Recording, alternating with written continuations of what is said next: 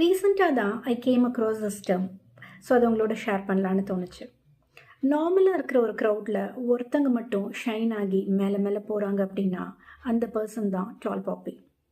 அப்படி ஒருத்தர் அவங்களோட talent or beauty or intelligence வச்சு சக்ஸஸ் ஆகிறப்ப அவங்கள சுற்றி இருக்கிறவங்கெல்லாம் அவங்கள கிரிட்டிசைஸ், காசிப் அண்ட் சர்க்காசம்லாம் பண்ணி கீழே தள்ள நினைக்கிறது தான் டால் பாப்பி சிண்ட்ரோம். இது ஃபார் எக்ஸாம்பிள், இது வெறும் லக்கு தான், அவனுக்கு ரொம்ப ஸ்மார்ட்டுன்னு நினைப்பேன், அவளுக்கு ரொம்ப ஓவர் கான்ஃபிடென்ஸ் அப்படின்னு அவங்களோட ஆம்பிஷன்ஸை கலாய்க்கிறது, அவங்கள ஒதுக்கி வைக்கிறது எக்ஸட்ரா. இது எங்கே நம்ம ரொம்ப காமனாலாம் பார்க்கலாம் அப்படின்னா, இப்போ ஆஃபீஸில் யாராவது ஒருத்தருக்கு ப்ரொமோஷன் கிடைக்கிறப்ப அவங்கள சுற்றி இருக்கிறவங்கெல்லாம் ஒரு இன்டைரக்ட் ஆங்கர் காட்டுவாங்க. டைரெக்டாலாம் எதுவும் பேசிக்க மாட்டாங்க, பட் ஒரு சைலண்ட் ரிசன்மெண்ட் இருந்துகிட்டே இருக்கும். அவங்க காது படுற மாதிரி பின்னாடி ஒரு மாதிரி பேசுகிறது எக்ஸட்ரா.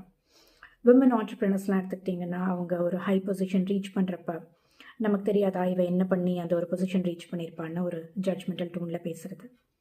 இது என்ன மாதிரி இம்பேக்ட்ஸ்லாம் அவங்களுக்கு கொடுக்கும் அப்படின்னா, செல்ஃப் டவுட் வந்துடும் சம்டைம்ஸ். அண்ட் அந்த விசிபிலிட்டி நினச்சி ஒரு பயம் வரும். நம்ம க்ரௌடோட ஃபிட்டுன்னு ஆகணும் அப்படிங்கிறதுக்காக அவங்கள ஷ்ரிங்க் பண்ணலான்லாம் யோசிப்பாங்க. அதுபோல் பீப்புளுக்கு நான் சொல்ல வர்றது, மற்றவங்க அப்படிலாம் இருக்காங்கன்னு நினச்சி அவங்களெல்லாம் பயப்படாதீங்க, அவங்களெல்லாம் கண்டுக்காதீங்க. அவங்களுக்கு உங்களை பார்த்து பயம், இன்செக்யூரிட்டி, பொறாமை, ஜெலசி அக்செப்ட் பண்ணிக்க முடியல. ஸோ அவங்களுக்காக நீங்கள் உங்களை சுருக்கிக்காதீங்க. ரைட் பீப்புள் நம்மளுக்கு எப்போவுமே சப்போர்ட் தான் பண்ணுவாங்க.